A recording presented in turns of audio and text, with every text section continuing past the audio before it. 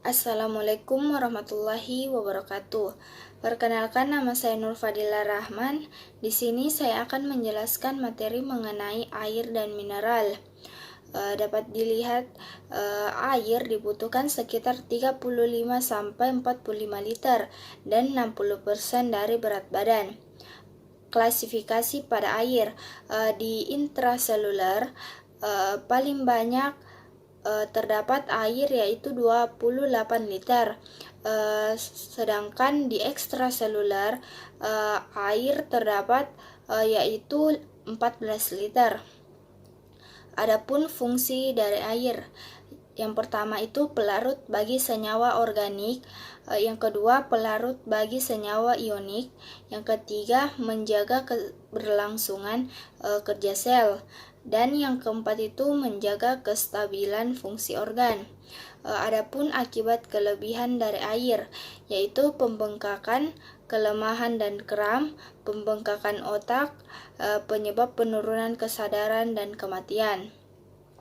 Adapun kekurangannya pada air, yaitu haus, tidak nyaman, penghematan gerakan, tidak ada selera makan, kulit kering, mudah marah, frekuensi nadi meningkat, mual, pusing, sakit kepala, pernafasan berat, kesemutan, tidak ada air liur, tubuh biru, bicara tidak jelas, tak mampu berjalan, dan kedutaan pembengkakan pada lidah, tidak mampu menelan, tuli, penglihatan terganggu, kulitnya mati rasa, dan hanya bertahan hidup selama 2-5 hari tanpa minum. Adapun sumber pada air, yaitu makanan padat 1 liter per hari, yang kedua yaitu air metabolik, oksidasi hidrogen dalam makanan 400 ml per hari. Yang ketiga itu sumbernya minuman 1,0 liter per hari. Adapun kecukupan air yaitu 1.200 sampai 2.600 ml. Bagian mineral. Mineral itu terbagi atas 2 bagian, yaitu mineral makro dan mineral mikro. Mineral makro di sini bagiannya kalsium. Di bagian kalsium itu berfungsi sebagai komponen struktur kalsium, tulang dan gigi, peran dalam proses seluler, otot kontraksi, pembekuan darah, tulang dan gigi mengandung 95% kalsium, 1% kalsium lainnya. Terdistribusi kedua bagian yaitu intra dan ekstraseluler. Adapun gejala kekurangannya yaitu rickets, osteomalacia, osteoporosis, dan tetani. Adapun gejala kelebihan dari mineral makro yaitu asupan kalsium dalam jumlah sampai 2.500 mg aman bagi kebanyakan orang, gagal ginjal, dan hiperkalsiuria atau kadar kalsium kemih 4 mg sampai per kilogram berat badan per hari. Asupan kalsium yang berlebihan dapat meningkatkan risiko pembengkakan batu ginjal. Adapun sumber makanan dari mineral makro yaitu susu, keju, es krim, yogurt, tofu, salmon, sarden, clams atau remis besar, lobak Cina, monster hijau, brokoli, sayuran hijau yang sejenis kubis, tumbuhan polong, dan dried fruit. Adapun angka kecukupannya yaitu 1.000 sampai 1.200 mg. Bagian yang kedua itu pada mineral makro yaitu klorida, di mana fungsinya anion primer mempertahankan pH keseimbangan, aktivasi enzim, dan komponen lambung asam hidroklorik. Adapun gejala kekurangannya pada bayi, hilang nafsu makan, kegagalan untuk berkembang, kelemahan, kelesuhan, hipokalemia parah, dan asidosis metabolik. Dan adapun sumber makanannya itu dari garam meja, makanan laut, susu, daging, dan telur. Bagian ketiga itu fosforus dari mineral makro. Adapun fungsinya yaitu komponen struktural tulang, gigi, sel membran, fosfolipid, asam nukleat, nukleotida, koenzim, ATP dan ADP, transfer fosfat dalam sistem sel dan mengatur pH. Adapun gejala kekurangannya itu neuromuskular, skeletal, hematologi, dan manifestasi jantung. Adapun gejala kelebihannya itu yaitu toksisitas dari fosfor jarang terjadi. Toksisitas fosfor ditandai terutama oleh hipokalkemia dan tetani.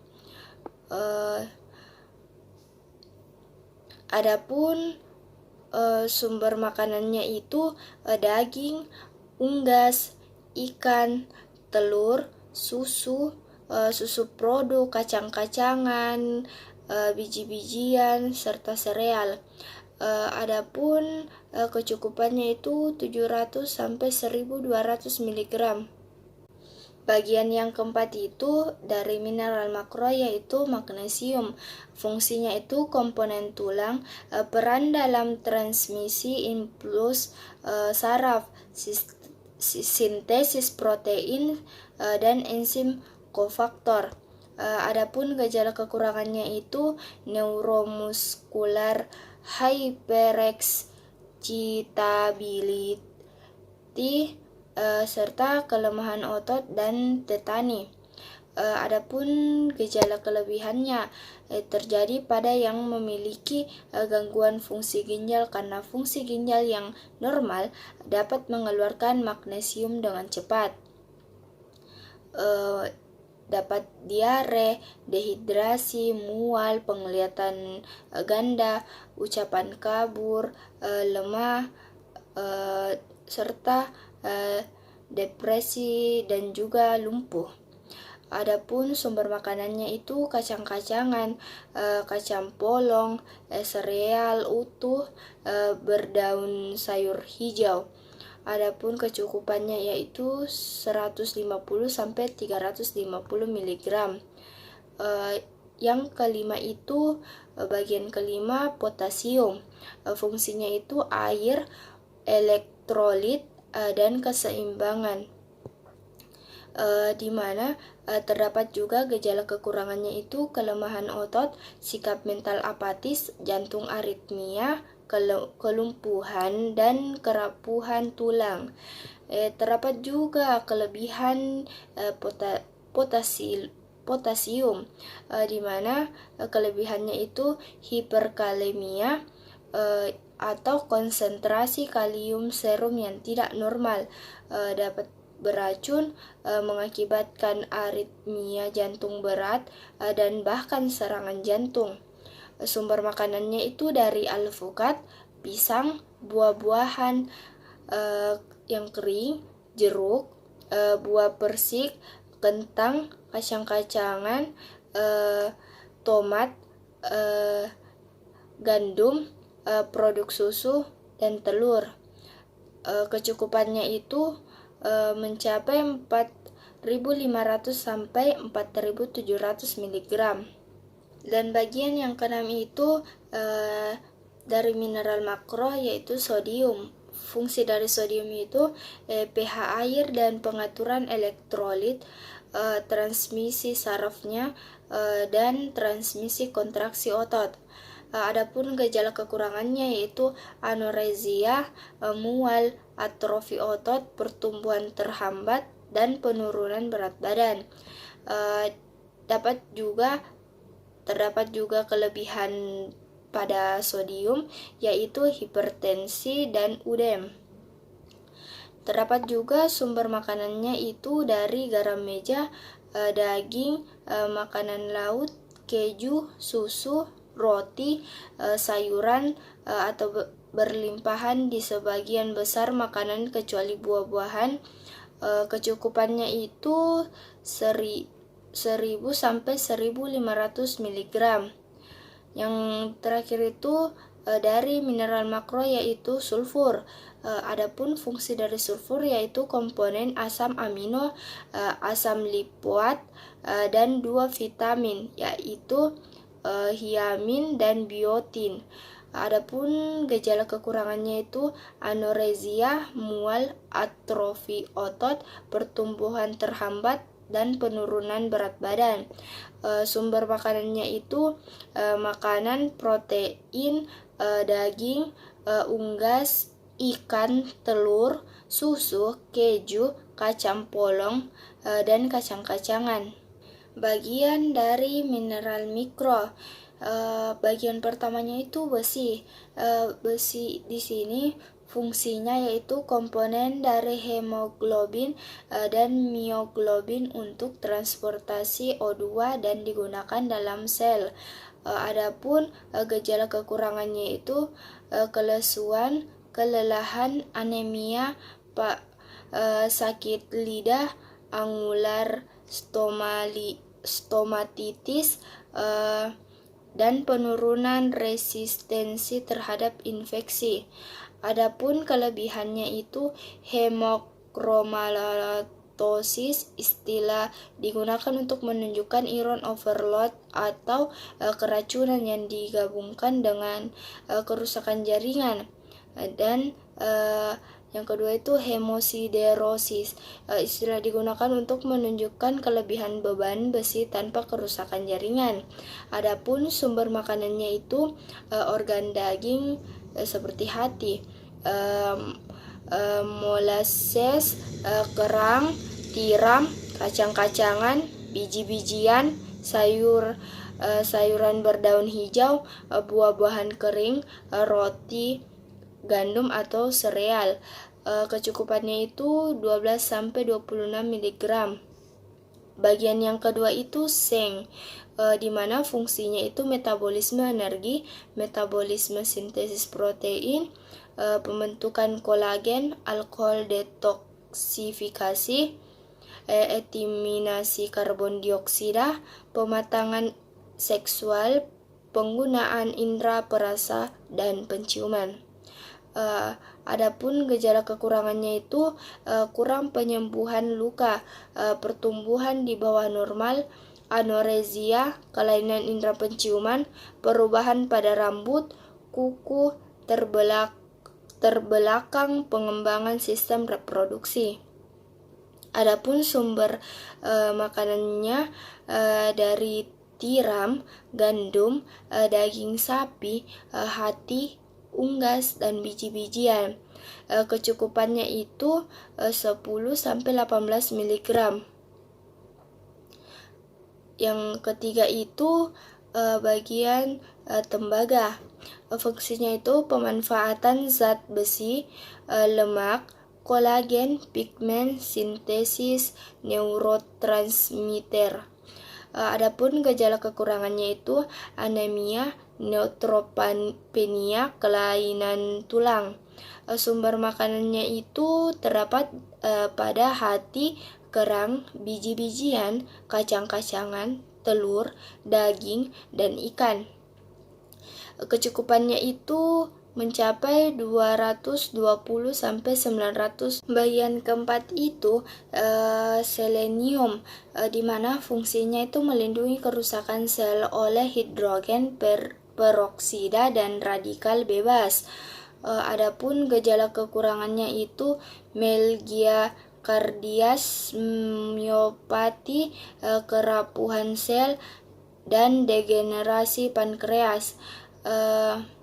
Sumber makanannya itu dari grains, daging, unggas, ikan, dan produk susu. Kecukupannya itu 20-30 mg. Yang kelima, bagian yang kelima itu kromium. Adapun fungsinya yaitu penggunaan normal dari glukosa darah dan fungsi insulin. Gejala kekurangannya itu intoleransi glukosa, kelainan metabolisme glukosa dan lemak. Sumber makanannya itu dari jamur, plum, organ daging, roti gandum, dan sereal. Kecukupannya itu mencapai 15-30 mg. Bagian yang keenam itu yaitu lodium, di mana fungsinya itu sintesis hormon tiroid. Adapun kekurangannya itu pembesaran kelenjar tiroid, mezedema, peningkatan lemak darah, gluconeogenesis hati, dan ekstraseluler retensi dari NaCl dan H2O. Kelebihannya itu goiter. Sumber makanannya itu dari garam beriodium, air garam, makanan hasil laut, biji bunga matahari, jamur, hati, telur. Kecukupannya itu 120-150. Yang ketujuh, mangan. Fungsinya itu otak, kolagen, tulang, pertumbuhan, urea, sintesis, metabolisme glukosa, dan lipid. Adapun kekurangannya itu gangguan pertumbuhan, kelainan tulang, dan gangguan fungsi SP. Kelebihannya itu kerusakan hati dan otak pada bayi dengan penyakit hati, kolestatik, Parkinsonisme.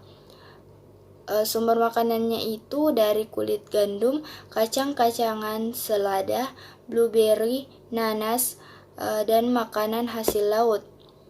Kecukupannya itu 1,8-2,3 mg. Yang kedelapan itu molybdenum, di mana fungsinya itu metabolisme purin, pirimidin, dan oksidasi. Adapun kekurangannya itu hypermethionemia, urinari xanthine, sulfit ekskresi, dan kencing sulfit, serta ekskresi urat. Kelebihannya itu gout. Sumber makanannya itu dari kedelai, lentil, gandum, oat, beras, dan roti. Yang kesembilan yaitu fluorin. Fungsinya itu pemeliharaan gigi dan struktur tulang. Adapun kekurangannya itu karies gigi dan masalah tulang. Kelebihannya itu fluorosis dan dicirikan oleh perubahan dalam tulang, ginjal, dan kemungkinan fungsi saraf dan otot. Dapat sebagai mengalami mual, muntah, asidosis, aritmia jantung. Maut telah dilaporkan menelan berikut antara 5 dan 10 gram natrium fluorida atau sekitar 32-64 fluorida miligram per kilogram berat badan. Sumber makanannya itu dari ikan, daging, kacang-kacangan, padi-padian, dan air minum. Kecukupannya itu 1,2-3,1 mg. Nah, itulah tadi penjelasan mengenai materi air dan mineral. Di sini saya telah mengumpulkan pertanyaan sebanyak 3, yaitu pertanyaan pertama, apa itu mineral makro dan mineral mikro? Secara garis besar, mineral makro itu adalah jenis mineral yang diperlukan tubuh dalam jumlah besar, sedangkan mineral mikro merupakan jenis mineral yang dibutuhkan dan diperlukan tubuh dalam jumlah sedikit. Pertanyaan kedua itu yaitu apa saja mineral yang dibutuhkan tubuh dalam jumlah sedikit? Mineral mikro atau trace element adalah mineral yang diperlukan dalam jumlah kecil, yakni kurang dari 100 mg. Beberapa mineral yang tergolong sebagai trace element yaitu zat besi, tembaga, zinc, mangan, dan yodium. Dan pertanyaan yang ketiga itu, apa yang terjadi jika kita mengkonsumsi mineral makro secara berlebihan? Jawabannya, yang terjadi jika tubuh berlebihan mineral itu menyebabkan sembeli, sakit kepala, letih, kekurangan zinc dan tembaga, kerusakan pankreas, hati, dan otot jantung, mual. Resikonya itu infeksi meningkat, berat badan melorot, dan menyebabkan keracunan fatal pada anak-anak. Itulah tadi penjelasan mengenai materi air dan mineral. Sekian, wassalamualaikum warahmatullahi wabarakatuh.